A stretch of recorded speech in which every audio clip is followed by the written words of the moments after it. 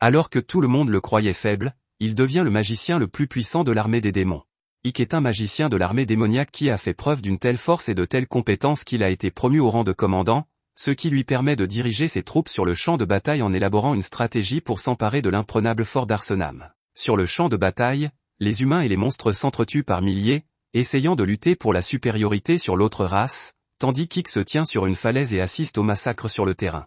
Après une longue lutte, ils parviennent à franchir la porte principale du château et à pénétrer à l'intérieur, mais les humains ne reculent pas et se battent vaillamment, donnant leur vie pour défendre leur château. Le Lord commandant des humains observe la bataille depuis sa fenêtre, à l'abri dans le château, quand soudain Ikk décide de lui rendre visite car il ne veut pas que tant de vies soient perdues. Le commandant se retourne et reconnaît immédiatement Ikk, car ses histoires sont racontées partout. Ikk confirme qu'il est le chef de la 7e légion de l'armée du roi démon, connue sous le nom de Brigade Immortelle, et donne au commandant 3 options pour l'avenir: il peut se rendre calmement et devenir prisonnier de guerre, il peut se tuer pour sauver son honneur, ou, s'il n'a pas d'honneur, il peut simplement grimper à la fenêtre et s'enfuir. Le commandant sourit et dit qu'il refuse de choisir l'une ou l'autre des options proposées par une ordure qui est un traître à sa propre race. Il se précipite avec son épée pour attaquer, mais cela ne sert à rien car, d'un simple coup de baguette, Ikk l'assomme froidement sur le sol. Soudain, son assistant personnel, Pig, apparaît et demande ce qu'il faut faire pour les prisonniers de guerre. Ikk se retourne et lui dit de soigner le commandant et tous ceux qui se rendent sans combattre, choquant Pig ainsi qu'une femme mystérieusement sexy qu'il observe depuis une boule de cristal, impressionné par la façon dont il a capturé un château aussi important avec une seule brigade. Ikk place ensuite une barrière magique autour de toute la zone afin que personne ne puisse plus pénétrer sur le champ de bataille, tandis qu'il regarde à l'extérieur pour voir d'innombrables victimes humaines et des blessures soignées par les démons. Il se sent mal de voir ces atrocités se dérouler et n'a jamais aimé la guerre, mais il n'a pas d'autre choix que de se battre sans relâche puisqu'il n'est pas un démon, mais un humain portant un masque de démon.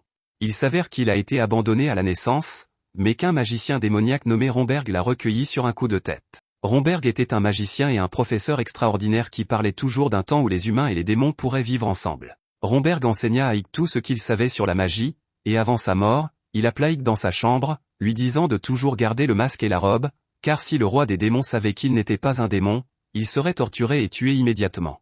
Ikk s'assoit sur une chaise pour se détendre, créant un champ magique autour de la pièce pour que personne ne puisse entrer sans sa permission, mais il remarque soudain une servante tremblante sous la table qui commence immédiatement à s'excuser et à pleurer, affirmant qu'elle n'a rien vu. Elle se cogne la tête contre la table et s'assomme. Alors qu'Ikk se demande comment régler ce problème, il décide d'y réfléchir plus tard lorsque Pig l'appelle à l'extérieur. Alors qu'il se promène dans les rues, témoin des destructions causées par la guerre, Pig demande à Ikk pourquoi ils épargnent tant d'humains. Ikk répond sèchement que le roi des démons actuel ne se soucie que des résultats et non de la façon dont ils les obtiennent, mais Pig affirme que de nombreux démons pensent qu'Ikk est trop facile avec les humains et qu'il vaudrait mieux tuer tous les habitants et mettre les rues à feu et à sang. Ikk refuse, expliquant qu'ils ont besoin des humains pour payer les impôts car la guerre n'est pas bon marché et qu'Arsenam est une ville commerçante, donc les humains sont nécessaires pour gérer cela. Pig a du mal à comprendre quand Ikk s'arrête soudain et qu'un groupe d'humains s'approche de lui. Pig les avertit de reculer, mais Ikk leur demande de parler. L'un des habitants demande combien d'impôts supplémentaires ils devront payer à l'armée démoniaque. À leur grande surprise, Ikk répond que les impôts resteront les mêmes, ce qui les réjouit, mais il les avertit que s'ils essaient de s'opposer à l'armée, ils seront punis. Alors qu'il parle, Ikk disparaît soudainement dans une lumière éclatante, surprenant Pig. Ikk se retrouve dans un sombre donjon et est immédiatement attaqué par un monstre géant. Il esquive le coup et court en criant à la mystérieuse femme de ne pas l'appeler ainsi. Le démon continue d'attaquer, alors il sort sa baguette et utilise une attaque magique spéciale pour tuer le démon, que nous ne pouvons pas voir parce que les éditeurs ont oublié d'augmenter la luminosité. La femme apparaît à côté de lui, affirmant qu'il n'était qu'un enfant qui se cachait derrière Romberg la dernière fois qu'elle l'a vu. Elle remarque que le golem était fort, ce qui indique la montée en puissance d'Ikk. La femme, Séphiro, est la supérieure d'Ikk et le seul démon à connaître son secret. Elle lui dit de ne pas s'inquiéter d'être convoqué brusquement, affirmant que c'est plus amusant ainsi.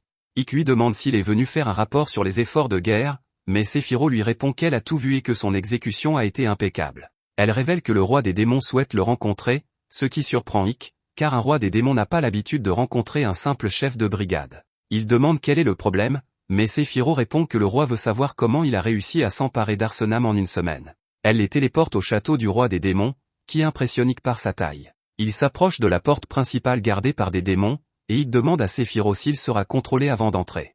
Séphiro répond que le roi des démons est la personne la plus importante de leur monde, et que tout le monde est contrôlé. Ikk est nerveux à l'idée de révéler son identité, mais les gardes sont submergés par son aura magique et les laissent passer, reconnaissant qu'il est le petit-fils de Romberg. Il traverse le couloir, Séphiro volant à ses côtés, et Ike se dit qu'il n'est pas aussi doué qu'elle pour le vol. Ils arrivent à l'entrée de la salle d'audience où Séphiro lui dit d'attendre. Pendant qu'il attend, Ike pense au roi démon Dérocutant, connu pour sa compétence et son impitoyabilité. Les humains étaient en train de gagner la guerre jusqu'à ce que Dérocutant change tout en une seule bataille. Dérocutant est impitoyable envers l'incompétence, mais récompense le talent et la compétence, quelle que soit la noblesse. Séphiro revient et appelle Ike à l'intérieur. Il entre, la tête baissée, mais il est choqué de voir une fille sur le trône. Pensant d'abord qu'il s'agit de la fille du roi des démons, il réalise rapidement qu'il s'agit de Dérocutant et s'incline. Dérocutant est impressionné par la rapidité avec laquelle il a capturé Arsenam et s'interroge sur sa réticence à tuer inutilement des humains. Ike affirme que la peur n'engendre pas la loyauté et qu'un chef compétent gagnera le soutien des humains. Intrigué, Dérocutant se téléporte devant Ike et exige de voir son vrai visage avant de partir. Terrifié, Ike soupire de soulagement et apprend qu'il régnera sur Arsenam en guise de récompense. De retour à Arsenam, Ike trouve la servante, Sati, réveillée et s'excusant. Il l'assure de sa sécurité et la nomme sa servante personnelle, en lui promettant de garder son secret. Dans la ville endommagée, Ike se rend compte que les défenses ont besoin d'être réparées d'urgence. Pig estime qu'il faut 6 mois, mais Ike insiste sur 1 mois, organisant un effort conjoint entre les humains et les démons pour travailler jour et nuit. Pig, témoin du génie et de l'efficacité d'Ike, est ému aux larmes, espérant qu'Ike devienne un jour le roi des démons.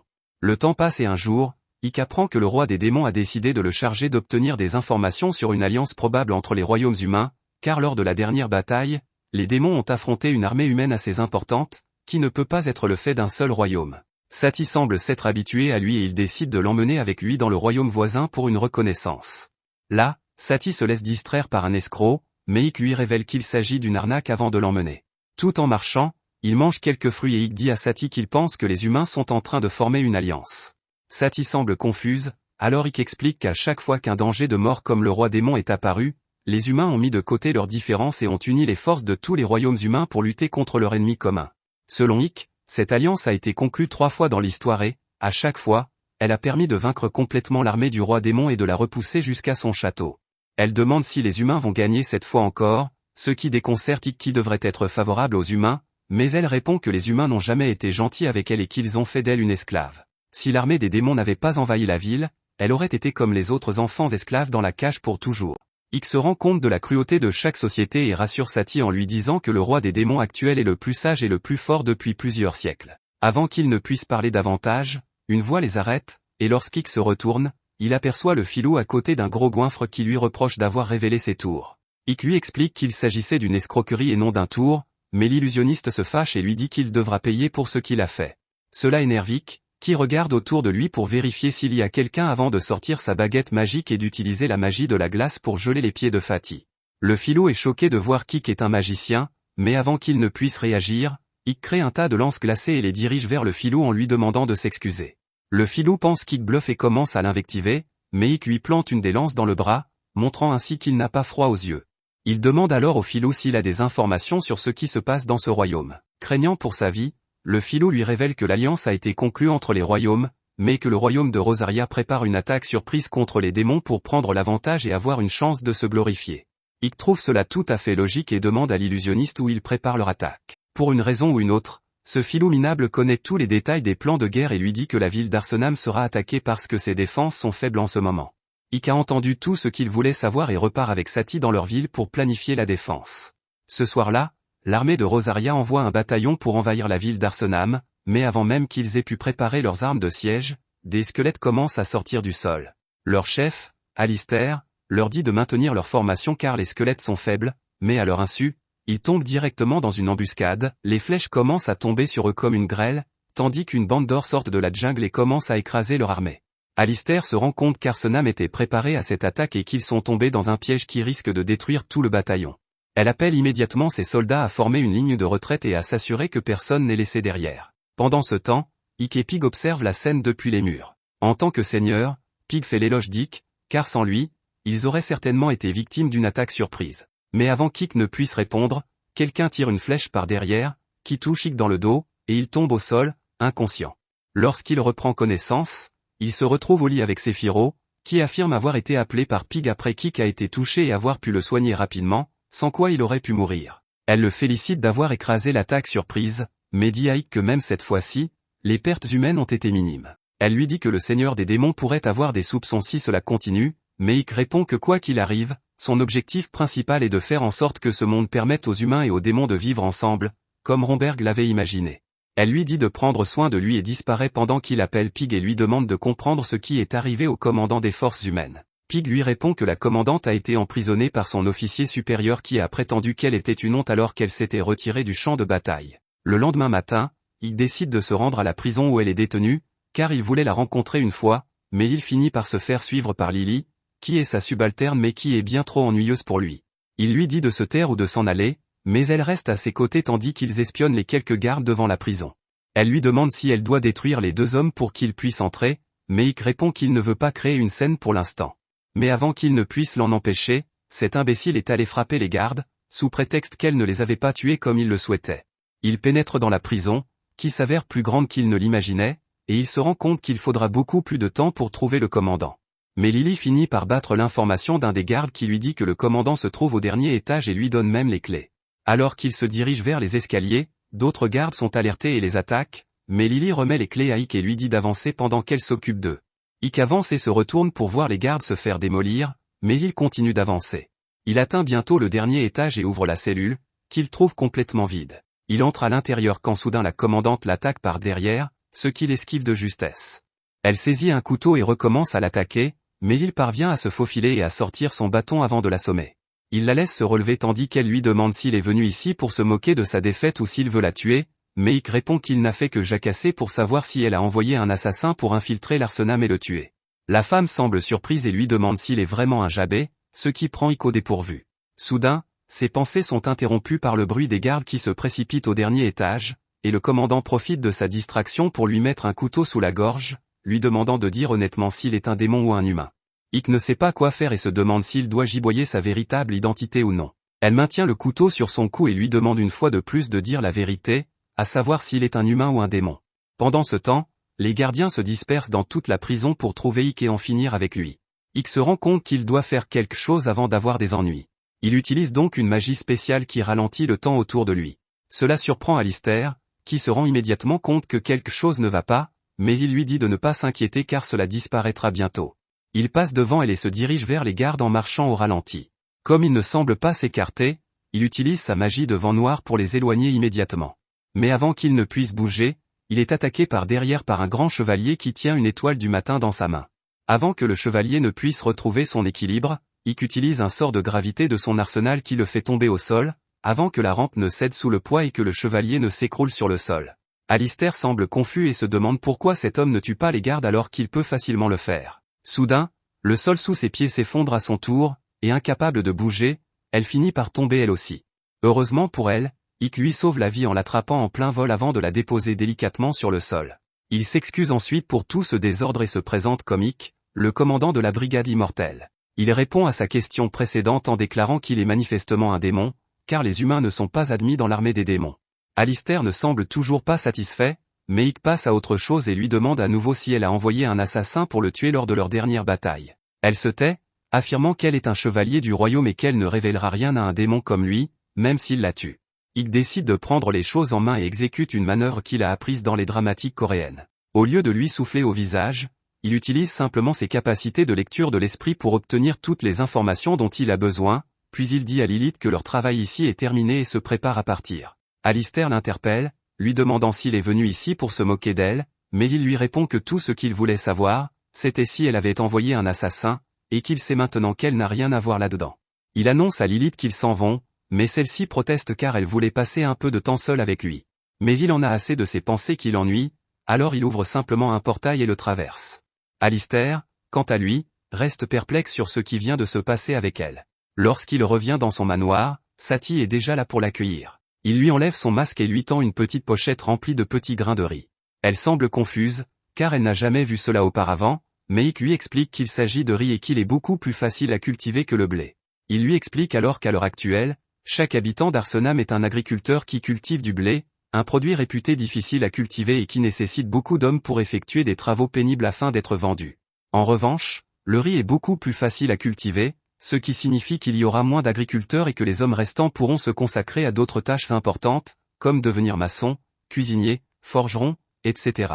Cela augmentera la productivité de la ville et aidera même les personnes les plus pauvres de la ville à accéder à la classe moyenne. Sati est muette et ne comprend toujours pas, alors Ikk lui dit qu'ils auront plus de nourriture qu'ils vendront plus cher. Elle comprend enfin le concept et lui demande s'il sait comment cuisiner. Ikk la regarde et affirme qu'il n'en a aucune idée, et c'est pourquoi il lui confie la tâche d'essayer différentes façons de cuisiner cette céréale afin qu'il puisse l'utiliser à la place du blé comme aliment principal. Après avoir réglé cette question, il ordonne à Pig de rassembler ses forces et sort pour les rejoindre dans la soirée. Pig n'a aucune idée de l'intention d'Ikk en convoquant toute l'armée pour une réunion. Il s'avère que la flèche qui a servi à l'abattre appartenait aux ennemis, mais il sait pertinemment que le commandant ennemi Alistair n'y est pour rien. Cela ne peut signifier qu'une chose, il a un espion dans sa propre armée.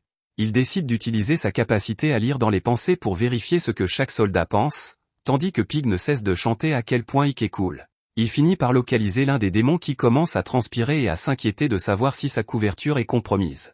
Ikk se téléporte alors immédiatement devant lui et lui demande s'il est l'espion. Il obtient des informations de l'espion et rencontre Sephiroth dans la nuit. Il lui dit qu'il a trouvé un traître dans leur armée, et elle lui demande nonchalamment de qui il s'agit pendant qu'elle prend son bain. Il lui répond que le traître est le gobelin borgne vétéran appelé Jaïs, qui est le commandant en second du 7e bataillon. Il affirme que le gobelin est un commandant expérimenté et intelligent et demande à Sephiroth ce qu'il faut faire. Elle s'en va et lui dit qu'ils doivent lui faire payer le prix de sa trahison. Le lendemain matin, il se rend sur le territoire de Jaïs pour discuter, ce qui effraie Jaïs, qui se rend compte qu'il s'est fait prendre. Ikk demande à s'entretenir seul avec le gobelin, mais Jaïs fait venir plus ou moins une armée de gobelins pour le rencontrer.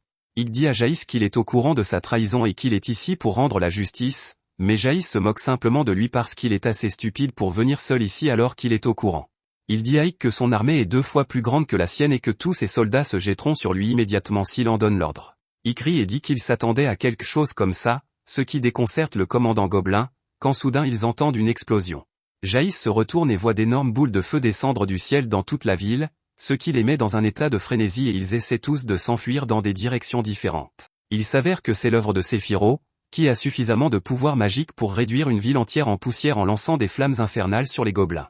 Ikk court se cacher derrière un bâtiment, pensant qu'elle devrait y aller mollo sur les immeubles car ils devront de toute façon les reconstruire, mais Sephiroth n'en a cure et continue de les faire exploser. Elle envoie alors sa propre armée de squelettes pour s'occuper du nettoyage et achever tous les traîtres restants. Ikk apparaît derrière Jaïs et lui propose 2 options, mourir en traître ou se rendre en traître. Jaïs n'a pas l'air très enthousiaste à l'idée de cette option et ordonne donc à ses troupes d'attaquer Ikk, mais elles ne sont manifestement pas de taille à lutter contre lui, car il les bête sans peine les unes après les autres. Jaïs en profite et commence à courir sur les toits lorsqu'un démon géant l'arrête et tente de le frapper. Jaïs esquive le coup avant d'utiliser une grenade fumigène pour disparaître du bâtiment et d'utiliser un portail pour s'échapper dans la forêt. Il se retourne pour voir la destruction et jure de détruire Sephiroth, avant de s'éloigner, mais une boule de feu le projette au sol. Il se retourne pour voir Ikk, qui l'a suivi jusqu'ici, tandis qu'il dit à Jaïs de se rendre. Furieux qu'un commandant de brigade lui donne des ordres, Jaïs s'élance pour donner un coup de poing, mais il est facilement bloqué par Ikk, qui lui dit que la résistance est futile. Ikk utilise alors sa magie du vent pour l'envoyer dans un arbre avant d'utiliser sa magie de liaison pour le piéger complètement. Jaïs se rend finalement compte qu'il n'a aucune chance de gagner contre ce type. Il adopte donc une autre stratégie et accepte qu'Ikk soit plus fort que lui avant de lui faire une proposition. Il affirme que pendant tout ce temps, les démons se sont battus contre les humains tandis que la reine des démons se contente de se reposer dans son château sans rien faire. Il dit à Ikk qu'ils devraient tous les deux renverser la reine et prendre le contrôle de toutes les forces. Ce misogyne ne sait pas que nous sommes en 2024 et poursuit en disant que la reine est trop émotive et ne les laisse pas tuer les humains autant qu'ils le veulent, alors Ikk et lui devraient unir leurs forces et détruire les humains une fois pour toutes. Ikk refuse évidemment, après quoi Jaïs tente un ultime effort en lui lançant un couteau, qu'Ikk esquive paresseusement. Il demande à Jaïs qui d'autre participe à sa trahison, mais celui-ci ne répond pas. Soudain, Sephiroth arrive sur les lieux et commence à mettre Jaïs en pièces alors qu'elle l'interroge pour obtenir des informations. Ikk tente d'utiliser un sort de guérison, mais en vain, car Sephiroth lui dit que le poison semble très fort. Elle lui demande de lui donner le nom et lui promet de venger sa mort, mais juste avant qu'il ne puisse prononcer le nom, il meurt. Ikk se sent mal pour le traître, tandis que Sephiroth lui dit d'arrêter d'être une petite fille et de se faire pousser une paire, tout en s'éloignant du cadavre. Plus tard dans la nuit, Ikk et Sephiroth se rendent au château du roi des démons pour rencontrer Dérocutant, qui leur demande ce qui se passe. Sephiroth finit par trouver le nom du traître et dit à Dérocutant qu'il s'agit de Bass, le commandant du 2e bataillon. Dérocutant lui demande si elle a des preuves, et Sephiroth affirme que son vice-commandant a fini par manquer à ses engagements et qu'il a tenté de tuer Ikk afin de prendre peu à peu le contrôle du 7e bataillon et de détrôner la reine des démons. Dérocutant lève lentement les yeux et regarde derrière eux, demandant ce que Bass a à dire sur lui-même. Soudain, Ike se retourne et se rend compte que l'énorme chevalier sans tête qui se tient derrière eux n'est autre que le commandant du 2e bataillon, Bass.